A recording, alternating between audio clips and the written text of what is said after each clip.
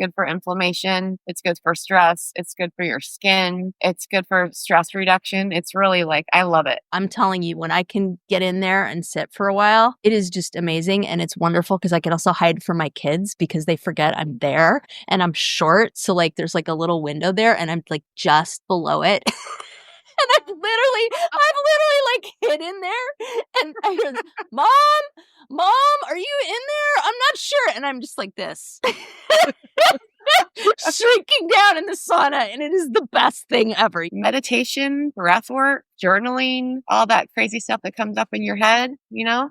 Karen knows about journaling. I mean, she's the one that taught me how to journal. Oh my God, here we go. Poor Kelly. She has no idea what she just stepped into. Oh God. I'm loving this. Here we go, folks. Buckle.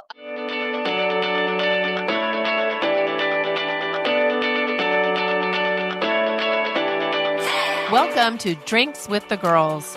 Conversations for women over 40 around connection, change, and the power of female friendship. Living well with stories to tell. I'm Karen, and this is Lisa. We are moms and solopreneurs stepping into our own, diving into real conversations about things that matter to women in midlife. We're here to spill the tea on everything that affects women in their 40s and beyond. Topics like loss and grief, changing relationships, launching kids, menopause, and reinventing ourselves in midlife. We are here to tackle it all. Connect with us through a blend of our lived experiences, our friendship, the memory of our moms, plus a collection of real stories, honest conversations, and engaging interviews that will make women over 40 feel seen and remind them that they're not alone on this journey called life. Let's go. Welcome back to Drinks with the Girls. I am so excited for this conversation today. It's one that I think is on the back burner for a lot of women. I know it is for me. And today we're going to be talking to my awesome friend Kelly about health and fitness for women over 40. But before we dive in, I am Karen, and today I am drinking a premium cold-pressed fruit and vegetable juice by Little West, and it is freaking delicious. One of these days, premium drink makers, you will find us and you will want us and you will want this podcast. It would actually taste good with a little vodka, but you know, it's a school night. So, and this is my beautiful co-host, Lisa. And what are you drinking, friend? So I am trying to calm my anxious nerves. And so I am trying to drink what we preach to prep myself for sleep tonight because we're recording this in the evening. And I have a lovely cup of Arbonne Dream Tea. It has peppermint, lavender, lemon balm, chamomile, sweet basil, and valerian root for a good night's sleep. So if you look over and I've pitched onto my keyboard, it's working. I'm Lisa. I am excited to do this as well. So this topic is one that affects so many of us in midlife, and we want to learn best practices to feel good in our bodies during perimenopause and menopause. And I am excited to learn right along with you. That is right, because menopause can wreak havoc on our health and well-being. Ask me how I know. We are thrilled to welcome Kelly Curtis, a health and fitness expert who specializes in working with women in midlife. Kelly, thank you so much for joining us. Tell us a little about yourself, what you do, and what you're drinking. Okay. Hi, ladies. Thank you so much for having me. I'm truly honored and excited to be here with you. I am drinking a Cayenne Cleanse Health Aid kombucha. Yum. So good, very tart, a little spicy. I have been in the fitness industry for over about 20 years now. I started I was a dancer for about 20 years and played soccer as a child. So I was always into being active and into fitness and health, I guess. But I started in my first gym in my early 20s and I never really looked back. I went on to get my Pilates certification and I've worked in a lot of the big gyms in Newport Beach and Long Beach. And now I have a home gym where I train clients one-on-one and group fitness almost all day long. That is so cool. I was a dancer too. In LA where I grew up, yeah, I think you probably lapped me by a lot, but always love to talk to a fellow dancer. So let's be real. This stage of life comes with a lot of changes. Our bodies don't respond the way they used to. Our energy shifts, and sometimes it feels like we're fighting against ourselves. But I'm very hopeful today that Kelly is going to help us navigate all of it. That's right. And let's just get right into it. Okay. Perimenopause and menopause are jacking us up. And what goes on for women biologically at this stage is what I like to call midlife fuckery. Right? And we did an episode on menopause, listeners, so go check it out if you haven't heard it and if you feel like you can relate. I felt like after I hit menopause, I had to get reacquainted with myself and I had to learn what was going on with my body. So, Kelly, tell us what exactly happens to our bodies during perimenopause and menopause that makes our health and fitness feel so different? I mean, it's basically just comes down to hormones. I'm pretty sure I'm in perimenopause right now. I'm 45, but I mean, I know some people that are like in their late 30s that are entering perimenopause and even menopause, but your cortisol levels, which is your stress and sex hormone, tend to be a little bit higher when you enter that phase. And then, testosterone, estrogen, and progesterone start to diminish and they go all over the place. And it's hard to get an average or like a good reading on them because they're constantly fluctuating throughout the day. When the hormones start to diminish, they can, make you tired, make you extremely moody, which is what I'm experiencing. Just the mood swings are all over the place. Sleepless nights, night sweats, hot flashes, all that good stuff. It's Fun inevitable. times. Yes, great time. I mean, Absolutely. for the most part, it just sucks, but there's things that we can do. Yeah, so we'll put that menopause episode in the show notes so people can find it. And we have a guest booked to talk about hormone replacement therapy. So we're not going to dive too much into that in this episode. But I mean, I think you bring up excellent points. Those freaking hormones and all those changes, let's go with that, happening inside of us. It sounds like it's not that we're just getting owed. There's actually stuff going on inside. Oh, yeah, for sure. It's definitely physiological. And I'm already doing HRT. Like, I want as much help through this as I can get. I mean, if I don't want to live miserably, and if there's a solution to it, then I'm going to take it. Right on. It absolutely is physiological, and all these changes are finally being talked about in a big way. I mean, finally, no one talked about it for a long time, and Amen. I knew it was coming, and I didn't really have any information on it. So it makes me really happy that there are solutions and protocols to navigate our journey with health and fitness as we go through this extremely hard period in our lives. I mean, every woman is different. Some women just coast through menopause and barely notice it. They don't have any issues at all. But for the majority of us, period of life can really suck, like I said before. And I am here to tell you that there's a lot of research and ways to make it easier on us. That is so exciting because that's, I think, what we need. That's what I need, our listeners need. And like you said, I love, first of all, that we are even having this conversation because, I mean, granted, menopause wasn't really on my radar 10 or 15 years ago, but I'm pretty sure these conversations were not being had. They certainly were not being had in public. And Right. secondly, I think conversations like this help women realize they're not alone. Like when you said, some women barely notice it, I'm like, really? Are there really women out there who is that Who barely are those notice? bitches? I just think maybe they're just not talking about it. I mean, I don't know. So, listeners, if you're out there, if you're one of those unicorns that has not experienced any menopausal symptoms, let us know. I need to know that you exist. I've never But experienced hot flashes, which I know gives me a target on my back because everybody's like, "What?" I'm cold all the time. I've heard so many things from different women. Like I have a couple clients that say they hardly ever felt anything.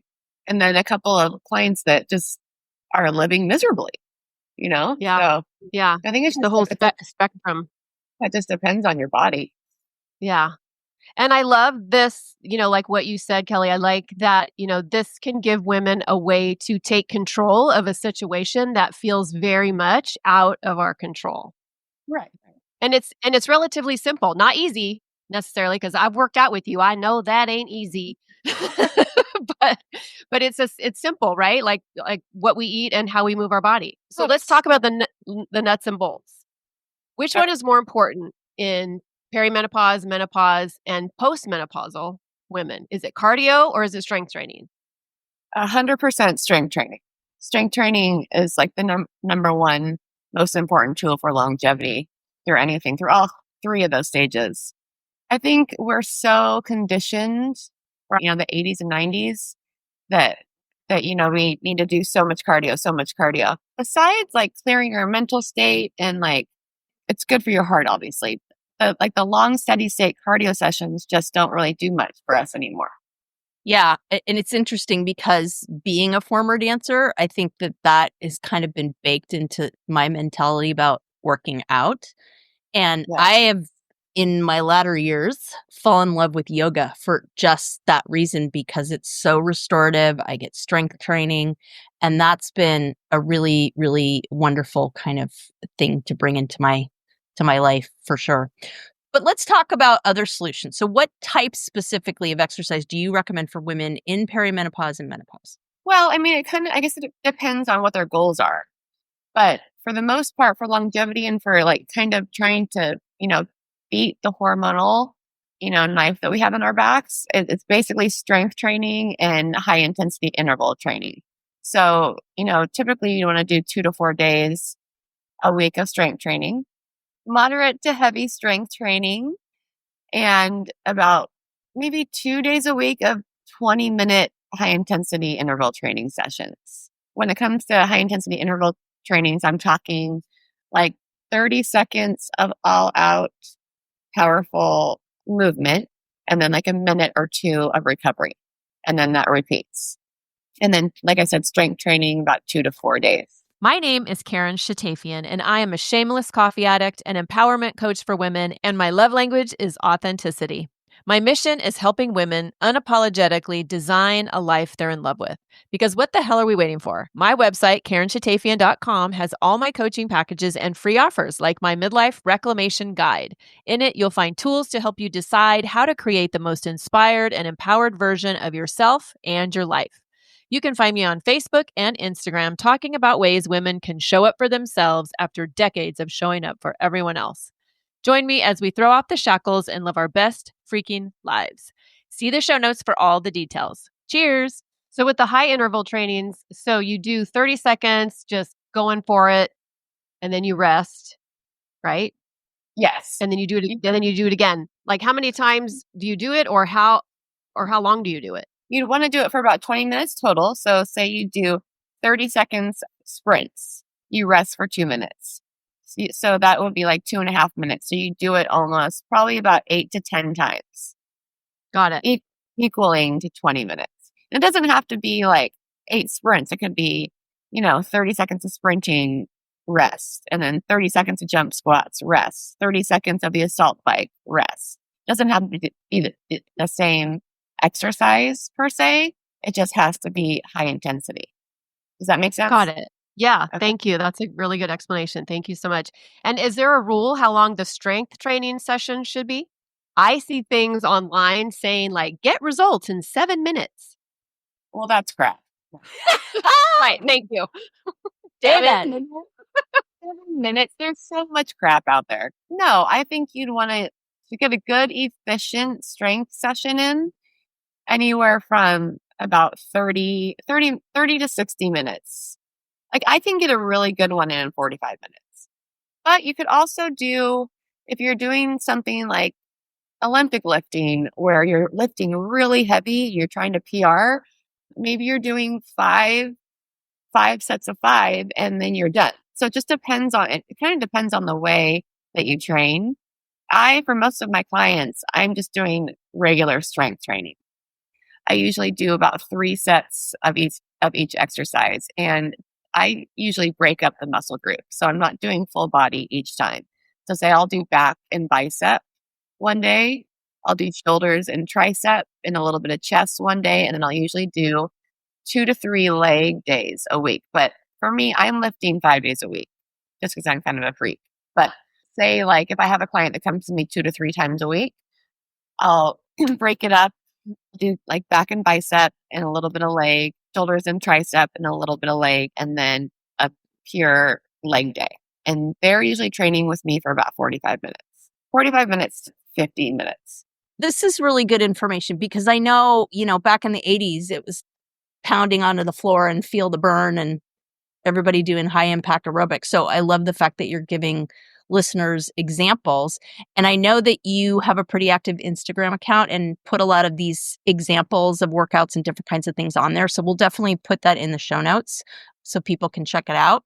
One of the things that I think everybody's interested in hearing, because we're all frustrated with the lack of advancement on our midsection in the right way, are the best ways to burn fat. Because I know, like I said in the past, it was massive, like high intensity cardio. And now we've learned that there's some different aspects to that, including the HIIT, the HIIT. Talk to us a little bit about what the best way to burn fat would be. Really, it's strength training and HIIT. And it's very much about what you eat. Lots of, you need to be taking in a lot of protein, more protein than you think. Unfortunately, it's a lot of food, but this is like 90% diet.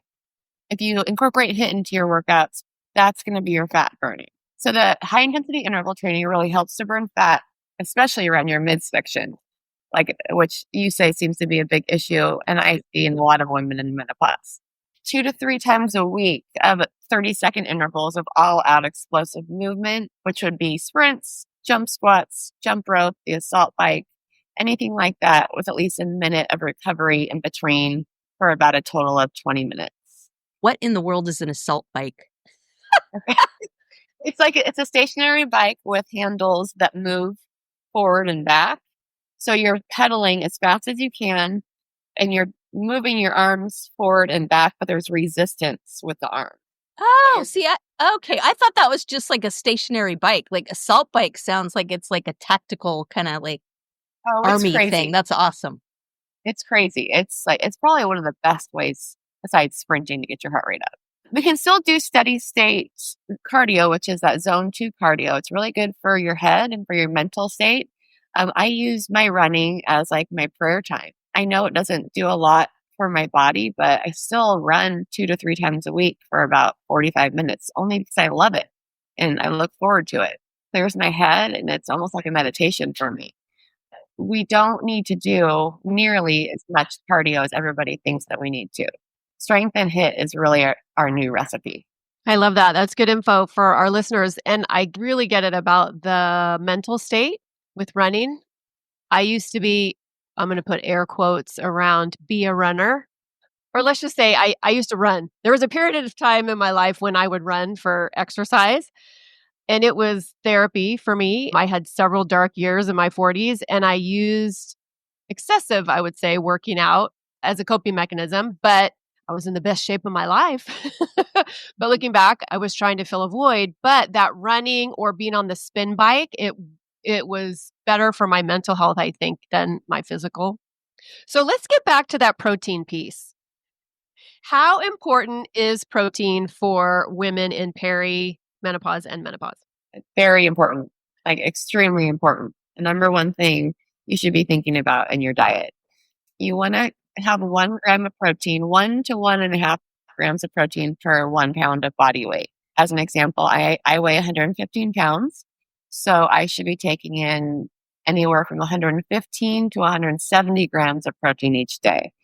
And that's a hell of a lot of protein. For me, it's hard for me to fit it all in, but it can be done with supplementation, and you just eat a lot of food.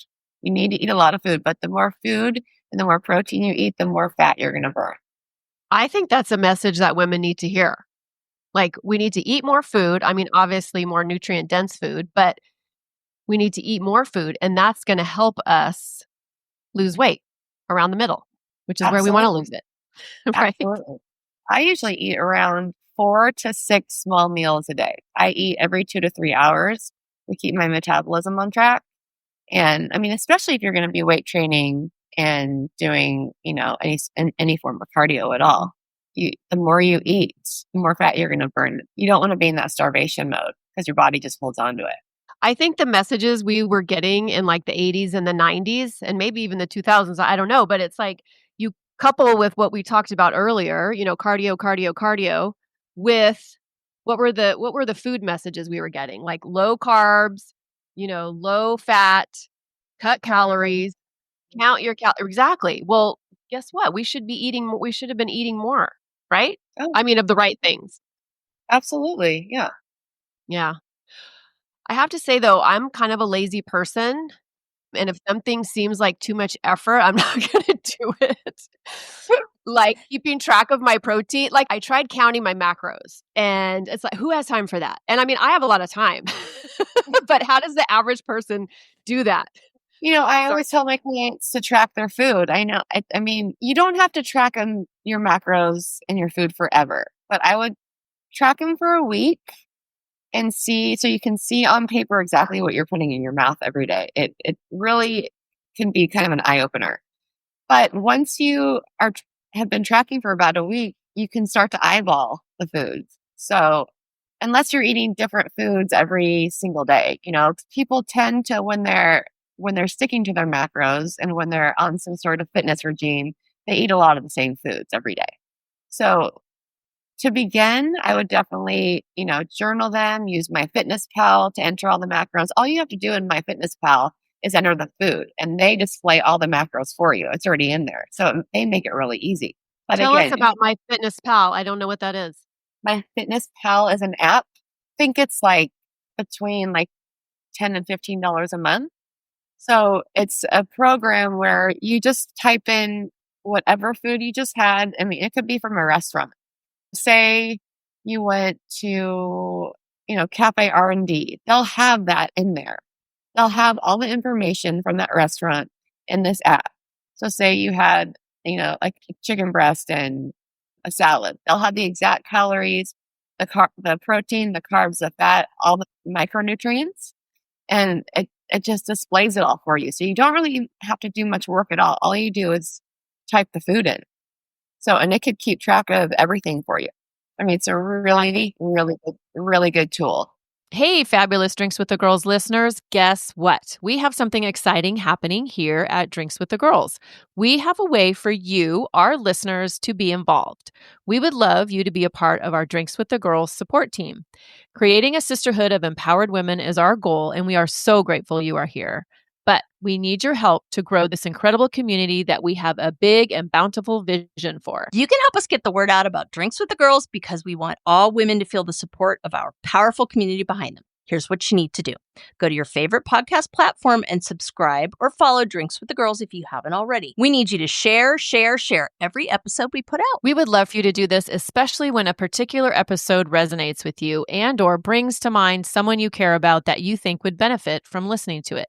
Share with a girlfriend via text, share to your email newsletter, share on your socials, share from the rooftop. Every share is a chance for all women around the world to feel connected and supported by our Drinks with the Girls sisterhood. The other thing you can do is officially join our Pod Squad email list. That will help you in two ways. First off, every time a new episode drops, you'll get an email with info and the topic, so it reminds you to tune in and listen with an easy-to-follow link. But it's also an easy format to hit forward on and share with some of your favorite people so they can easily access the newest episode.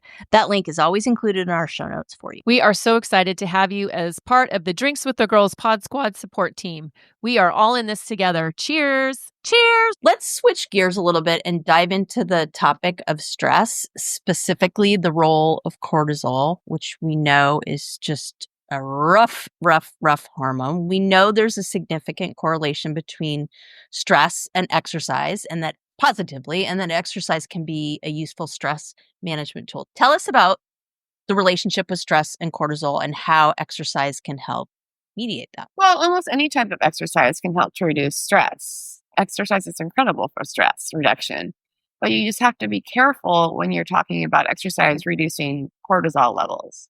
Because believe it or not, some exercise can actually really elevate cortisol. If you're looking to reduce cortisol levels through exercise, you want to stay in, the strength training, yoga, Pilates, swimming, walking, stretching realm, or any like moderate level cardio. You want to try and stay away from high intensity cardio classes, which means like that would be a spin class, a high intensity circuit training class, long runs, stuff like that, where there's no rest in between. So those types of high intensity classes can actually spike your cortisol level, which then makes it really hard for you to burn fat and build any muscle. One of the things I've really been loving lately, I mean, I talked about yoga, but the yoga studio that my friend started has an infrared studio. And oh my God, it is so awesome to do yoga in that because it's heating you from the inside. So you're You're like not, in the I mean, club. but it's not like that though. You don't, I mean, yeah, you sweat, but you're not like, you don't feel like you're in a sauna at all. You just like your body feels warm and it is so freaking relaxing. I love it. It's amazing. So I it's haven't not even, hot yoga, well, yes and no. It is, but the warm yoga. difference is it's not like they have heaters in there where you're like sweat's pouring out of you. It infrared, and Kelly, stop me if I'm talking out my ass, but infrared heats the cells. Like it's on a cellular level that it's heating. So it's almost like heating your body from the inside and out. So there's repair and restoration going on at a cellular level while you're working out. So it's like, I don't know. I feel like it's like a 2-for-1. But Kelly, maybe you could actually explain it as someone that knows what the hell they're talking about. You said it beautifully. Yeah. Infrared is good for a lot of things. It's good for inflammation. It's good for stress. It's good for your skin. It's good for stress reduction. It's really like, I love it. I would sit in the infrared sauna all day if I could. Yeah. I have a little one in my garage that's like canvas sided. I mean, it's kind of cheap and cheerful, but it's wonderful. And I'm telling you, when I can get in there and sit for a while, it is just amazing. And it's wonderful because I can also hide from my kids because they forget I'm there and I'm short. So like there's like a little window there and I'm like just below it. And I've literally like hid in there and because, Mom, are you in there? I'm not sure. And I'm just like this, shrinking down in the sauna. And it is the best thing ever. Yes, I hide from my children and I am not too proud to say it. But I'm telling you, that calm that comes out of that is just, I mean, we've talked about my neurotic nervous system on this podcast a lot, and Karen jokes about it. But it's like I talk about how I've got to crochet to like keep my brain busy and all that, right? This is like one of the things that I can do that really just shuts me the hell up and calms that crazy nervous system down enough to just like take a deep breath and relax. And so I'm always looking for other activities to do that. So if you have other suggestions, that would be fantastic. Well, God, I'm so glad that you found that, and I'm so glad that it's helping you because some people go and they never find anything like that. I would stick with that. Definitely the yoga, Pilates, because your brain has to stay really focused the whole time. That's a good way to calm down your nervous system. And just like even just walking, getting out in nature, meditation, breath work, journaling, all that crazy stuff that comes up in your head, Karen knows about journaling. I mean, she's the one that taught me how to journal. Oh my God, here we go. Poor Kelly. She has no idea what she just stepped into. Oh God. I'm loving this. Here we go, folks. Buckle. You can tell her it's okay. I am at peace with myself. Go ahead and out me. No, I'm not going to out you at all. You can out yourself. That's up to you. But this is such an important topic. Like this topic fires me up, as y'all know, because I'm loving some, nervous system regulation. And we've talked about this on the show before, how women over 40 are dealing with massive amounts of stress. I mean, most of my clients come to me and they're in a heightened state of stress. Like that's why they're coming to me. And sometimes I ask them to do some things that are maybe a little unexpected. As both of you know, number one is journaling. Yeah. And we work on journaling until we get it because it is an extremely powerful tool. But also focusing on your pleasure and your rest. And this is something that shocks women when they come to me. They're like, what are you talking about? Focus on my pleasure. What? Also having them do somatic exercises like rage dancing and also joyful dance breaks too. I think that's really important. But anything that will help women regulate their nervous system, like Lisa and her. I just have that visual of you hiding out in your little red sauna room. Dude, the struggle is real, I'm telling you. And the best part is I've started like moving stuff in the garage around it. Perfect. Yes. So they can't find me. I have problems. But I'm excited because now I get to add another tool to the toolbox in like this low intensity exercise, not the like balls to the wall. Oh my God, I need to sweat for an hour or whatever, but I need to, maybe go on a brisk walk, maybe go to a yoga class. and whatnot. So that's awesome. I mean, if you enjoy, like everyone's different. So if you enjoy doing that type of class, like I mean, I teach those classes. So, but I can even feel as I get older, being in that room with all the flashing lights and the loud music, instead of it energizing me and calming me down, I'm just like, my nervous system is just frayed afterwards. Hey, So, y'all, Kelly tried to kill me one time in one of her her classes. It was I a remember. spin slash row class. And I mean, it didn't help that I had a latte like an hour before Oh, the girl. from Starbucks. Yeah. No, literally I had to leave. I think well, no, I had to leave mid-class and I had to lay on the planter right outside of the class, and I was trying to figure out if I could crawl to the office to call 911. No way. Are you I swear. serious?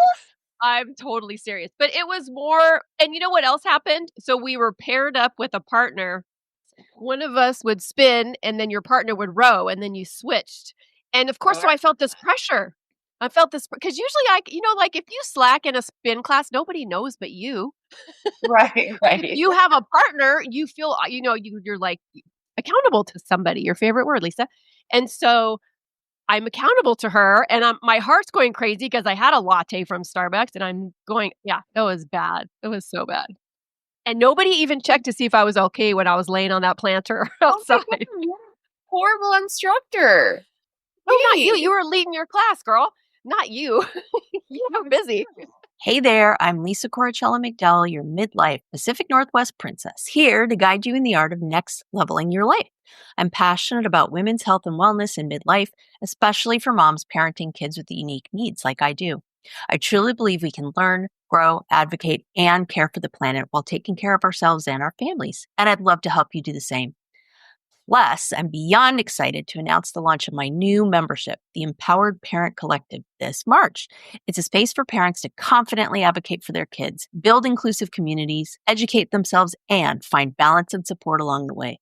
To find out more about the Empowered Parent Collective, my classes, wellness offerings, parenting tips, advocacy resources, and exclusive Drinks with the Girls goodies, head to nextlevellifewithlisa.com. Let's survive and thrive in the messy middle together. Cheers. Back to the whole thing, Kelly, you were talking about how, I mean, tastes might not be a good word, but just how you're finding the older you get, that environment is not Right. calming. Like, as one ex dancer to another, like, it was like speakers blaring and just, all out movement and all that kind of stuff. And that was what my body was tuned into, right? But I've noticed that as well. Like, one of the classes we did was a yoga for everyone class. And I took my husband because he needs to get off his butt. And it was mellow, but she had like workout music on, like just super loud to the point where I literally had to leave the room and grab my noise reducing earbuds and put them in. And it was just like, it was just too much. Like I couldn't handle Yeah, it. And I think we're kind of onto something, right? Is just this idea of just because it felt good, if it doesn't feel good now and you need something different, like give yourself the freaking permission to do it. Like you don't have to right. do the same things that you did when you were freaking 20, thank God. No. Right. Yeah. Like I used to love getting my ass kicked in a spin class and I still enjoy teaching it, but you know, and the way I used to train has changed so much too. I used to just like teach the hardest, most intense classes just because I thought that that was the right thing to do. But I've learned a lot over the years, and it's just my approach is different. And for myself, like a calming yoga class and a walk or like a mellow run on the beach is like what I need now. It's really has changed as I've entered my 40s. Okay, let's talk about fasting. Fasting is a big topic lately with a lot of the menopause health experts that I have been reading. And I dabbled a little bit with intermittent fasting before my son's wedding. And I actually saw some results. But talk to us about fasting. How is it done? Is there really a place in a woman's wellness journey for fasting? Is it good or bad for women in midlife? I'm not a fan of fasting, but it's probably just because I'm so active and there's no freaking way I would be able to fast without being a raving bitch. But Bad. when I work with people all day long, and it just wouldn't work for me. But I've heard from different people that they have seen some results with it. Basically, you have like a 6, 8, or a 10-hour window during the day where you can eat. And the rest of the day and night, you are, going without food and just water. Like, say you start eating at 10 a.m. and your last meal is at 6 p.m. And it's really just a way to reduce calories, but it's also kind of a good way to, set your food boundaries in a way. But it's not supposed to be good for women in our state, perimenopause, menopause, and postmenopause, because when your body's in a state of fasting, your cortisol levels are just like going through the roof because your body's in like that starvation mode and everything's kind of freaking out inside. So because cortisol tends to be pretty high when you're hungry, it's harder to lose fat and it's harder to lose weight. Yeah, when I was doing the intermittent fasting, I had like a 14-hour fasting window because anything less than that was not going to work for me. But it was good, like you talked about the boundaries, because then it's like, okay, 8 p.m., everything's cut off. So that means no snacking on the couch watching Netflix after 8 p.m. But it was hard because I live with the snack monster, and his favorite time to snack is 9 p.m. while watching Netflix. So it was a challenge. So, and talk to me about fasting workouts. Like, that sounds awful to me, like really exercising when I'm hangry. No, Yeah, I don't know about that. That sounds awful to me too. Yes, fasted workouts are said to be kind of a no-no for us because, again, fasting spikes your cortisol levels, and the body just works so much more efficiently if it has at least 15 grams of protein and a little carb on board before a workout. It signals to the brain that there's nutrition, that the nutrition is available and ready to be used and to go to work with exercise. So, I mean, a lot of people think that fasted workouts is going to help them to burn more fat. And maybe it did in their 20s and 30s. But again, because our hormones are in different spots after 40, the cortisol really just comes into play.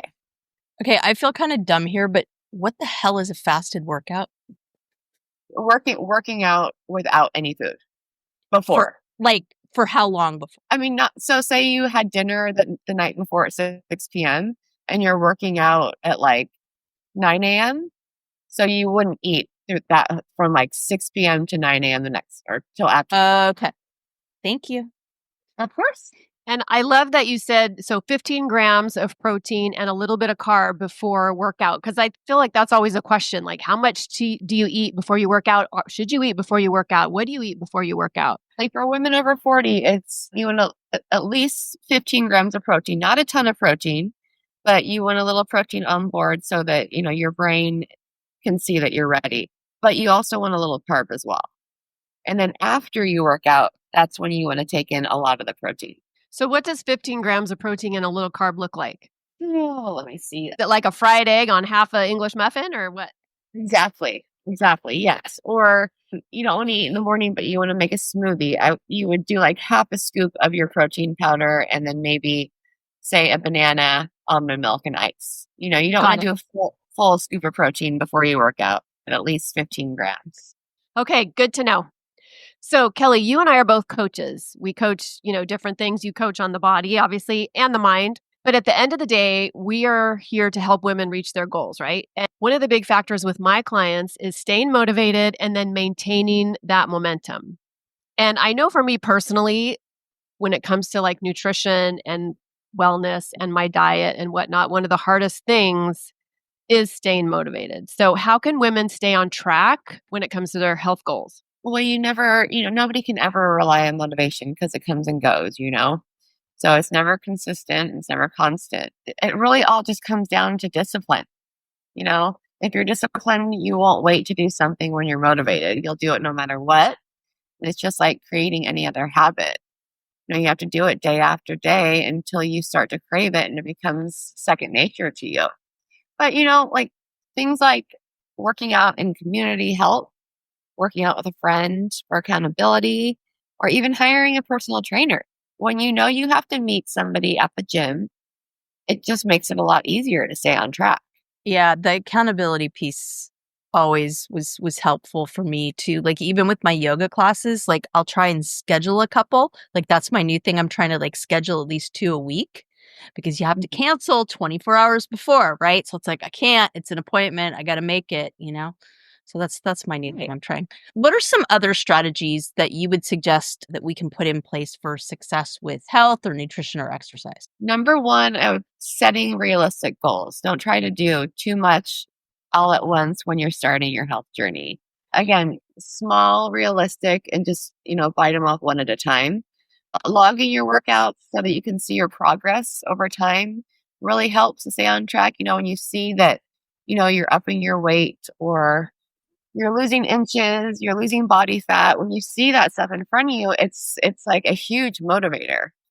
Food prepping. Food prepping is huge when it comes to nutrition. I mean, if you don't have healthy food available for you, you're going to continue to, reach for the crap in your cabinet or in your refrigerator. Find a partner or a friend to do this with you, even with the nutrition part. Text a friend what you're eating every day. Have that friend text you what she's eating every day, and maybe meet that friend at the gym. Schedule your workouts together. Working out with a friend makes it so much more fun. Trust me, I'm a trainer. I schedule my best friend to come and work out with me 4 times a week because I won't work out on my own by myself. I just won't do it. And I know myself. So if you know yourself and you know that that's something that would help you, the accountability alone will just keep you going. Really important. Make sure you truly enjoy the kind of exercise that you're doing. You'll never stick with it if you absolutely hate it. Like if you hate the bike, you'll never stick with it if you absolutely hate it. So make sure you're doing something that you semi enjoy and make it a priority. It's your health. It's the most important thing. If you don't have your health, what do you have? You just need to make the investment in yourself. Absolutely. And I think the older we get, the more that point is just really driven home because our health becomes really important because literally, if you're not healthy, nothing else matters. And I love this so much because, everything you've mentioned are good for all kinds of goals. There are so many parallels to things that I help my clients with that you do with your clients. You find what feels good, decide you're going to do the thing and keep deciding. Like you said, it's not about the motivation, it's about the discipline. So you have to decide every day you're going to go work out, you're going to journal, find somebody to be accountable to and invest in yourself. And I think women have such a hard time investing in themselves, giving themselves permission to pay money for something that's going to help their physical or their emotional wellness, right? But I have to tell you, the times in my life that I paid for personal training with you at one point also, you can be damn sure I showed up and I reached my goals way faster than if I had tried it alone. Kelly, this has been such an amazing conversation. Thank you so much for sharing your wisdom with all of our listeners. And we like to leave our listeners with an easy action step. So what's the number one thing you'd recommend for them to get started on their health journey? And also, how can people work with you and where can they find you? The number one thing I would say is just decide to do it and just, to realize that you are the most important thing in your life and you just got to get up and do it. No one's going to do it for you. You're the only one that's going to make this happen. Okay, so tell our listeners, how can people work with you and where can they find you? Yeah, thank you so much for having me, you guys. You can work with me in person or online. I do online coaching as well, fitness and nutrition. And the easiest way to find me is Instagram at Kelly Curtis Coaching. I just followed you as we speak. So we'll put that in the show notes so everybody can find you as well. Thank you so much for being here, Kelly. I learned a lot tonight. Listeners, if this episode resonated with you, share it with a friend.